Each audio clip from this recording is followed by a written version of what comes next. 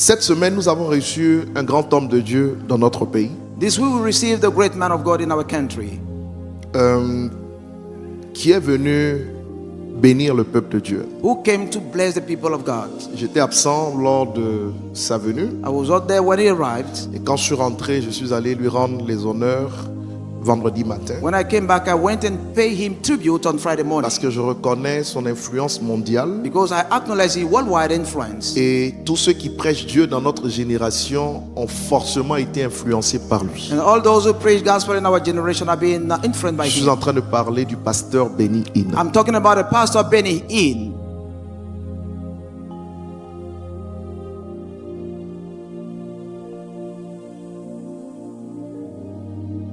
Je suis allé donc lui rendre les honneurs I went and paid him tribute, et je veux bénir Dieu aussi pour le pasteur qu'il a invité, but I would like to bless God, the pastor who qui a été invited him, l'instrument pour qu'il vienne vers nous, le pasteur Sanogo Mohamed. who has been a vessel for him to come, Pastor Sanogo Mohamed.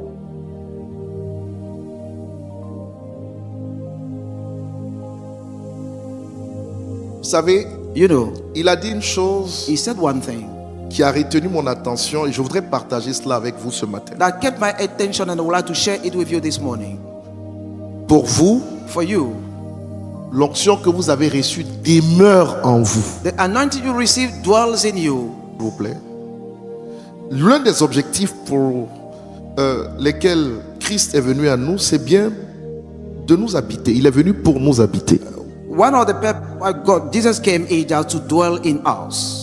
Il n'y a aucune religion au monde There are no religions in the world qui met Dieu en un homme. putting God in somebody. Toutes les religions extériorisent Dieu. All religions externalize God. Seul le christianisme, Only Christianism, qui en réalité n'est pas une religion mais une relation, that actually is not a religion but a relationship, nous apprend teaches us que Dieu that God vient habiter en nous. comes and dwells in Il us. n'est pas seulement au ciel, He's not only in the heaven, il habite en nous. He dwells in us. Quand tu reçois Jésus, When you receive son Jesus, esprit vient t'habiter. His Spirit comes and dwells in you. Et l'un des objectifs pour lequel l'Esprit de Dieu t'habite, And one of the purpose why the Spirit of God dwells in you c'est pour demeurer en toi. is just to remain in you, Avoir sa maison, sa demeure. to en have toi. His house, His dwelling place in you. Regardez ce que la parole dit ici. Look at what the word says here. Elle dit, pour vous, l'onction que vous avez reçue de lui, de Christ, demeure en vous et vous n'avez pas besoin qu'on vous enseigne. You do not need to be taught to the anointing. Beaucoup de prédicateurs et d'enseignants ont commis des erreurs sur ce verset. Many preachers make mistakes about this verse. Vous n'avez pas besoin qu'on vous enseigne. You do not need to be taught. C'est bien ce qui est écrit. What is written.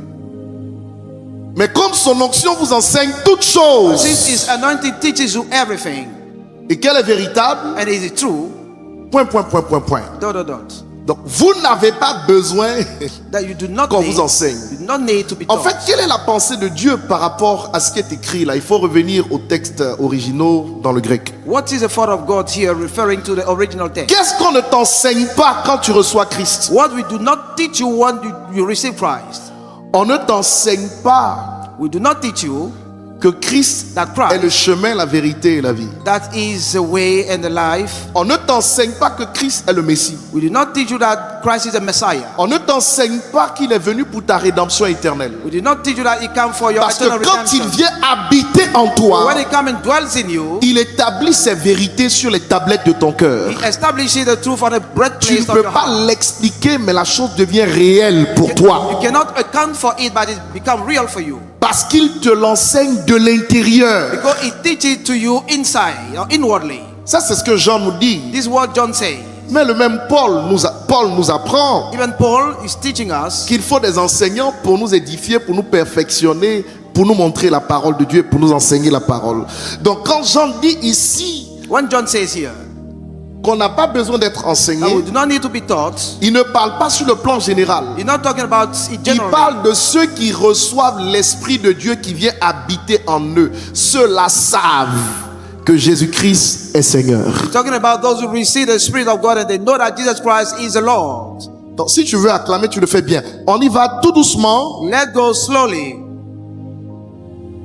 pour vous donner de comprendre ces vérités. to allow you to understand those truths. Donc il y a des choses qu'on ne nous enseigne pas parce que le Saint-Esprit l'écrit sur notre cœur. There are things that we do not teach simply because the Holy Spirit writes it on our heart. L'une des choses majeures One of the main things qu'on n'a pas besoin de recevoir sous la forme d'un that enseignement, we do not need to receive as a teaching, c'est Exode chapitre 20. it is Exodus chapter 20.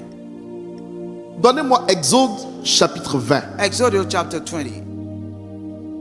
Ici, les enseignements que l'Esprit vous donne The teaching that the Spirit gives viennent établir la vérité du salut dans votre cœur. come and establish the truth for the salvation in your heart. Qu'est-ce qu'on n'a pas besoin de t'enseigner particulièrement? What don't we need to teach you C'est particularly? Exode chapitre 20. It is Exodus chapter 20. Ça, ici, on a les 10 commandements. Here we have the 10 commandments Allez-y à partir du verset 2. from verse 2. Lisez-le à haute voix avec moi, s'il vous plaît.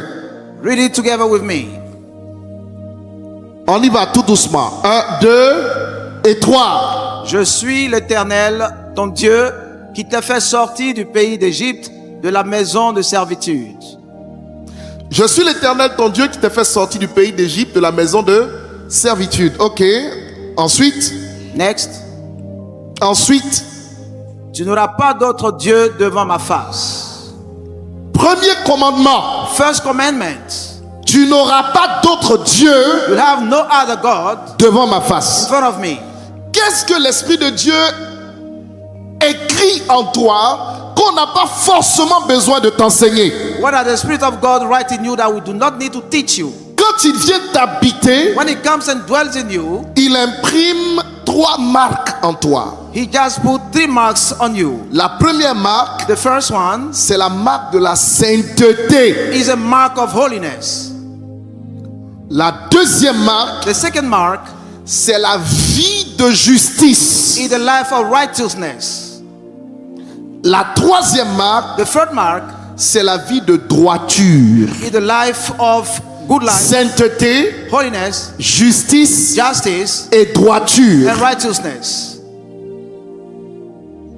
Quand l'Esprit de Dieu vient habiter, demeurer en quelqu'un, When the Spirit of God come and remain and dwell in that person, il apprend à cette personne à vivre de manière sainte. He teaches Il holiness apprend à cette personne à vivre de manière juste. in a just way. Il fair apprend à way. cette personne à vivre dans la droiture. He teaches that person also to live in the righteousness. Laissez mes versets là où il faut. Et vous savez, tous les hommes de Dieu que nous sommes, And you know, all men of God we are, la mission que Jésus nous donne the mission Jesus gives us pour l'Église, for the church c'est apprendre à ceux qui ont accepté Christ à obéir à la parole de Dieu. is to teach to those who accept Christ to obey the En word fait, of un God. bon pasteur, c'est juste un pasteur qui t'apprend l'obéissance à la parole. A good pastor, the one teaching you obedient to the Ça, c'est word. le ministère pastoral. This is a pastoral ministry. Il doit t'apprendre pas à écouter, mais il doit t'apprendre à obéir, à pratiquer ce qui est écrit. He needs to teach you to obey and to apply what is written. Dites avec moi obéir très fort. Say with me, obey. Ce n'est pas assez fort. Dites très fort obéir. Say with me, to obey. Une dernière fois obéir. To obey. Donc un chrétien qui n'obéit pas à la parole A Christian who does not obey the word n'a pas l'esprit de Dieu. does not have the Spirit of God. Est-ce que vous comprenez ce que je suis en train de Do you dire? understand what I'm saying? L'onction qui demeure en nous The anointing that remains in us va imprimer dans notre cœur will imprint in your hearts, les commandements de Dieu. will imprint the commandment of God, Va imprimer dans notre cœur will imprint in our hearts les commandements de Dieu. the commandment of God. Celui qui apprend The one who learns à marcher dans une vie de justice, to walk in the life of justice, de droiture, of righteousness, de sainteté. of holiness, Celui-là, that person, en le regardant, on peut dire qu'il est rempli du Saint-Esprit. Il n'est pas revêtu, il est rempli du Saint-Esprit. when you look at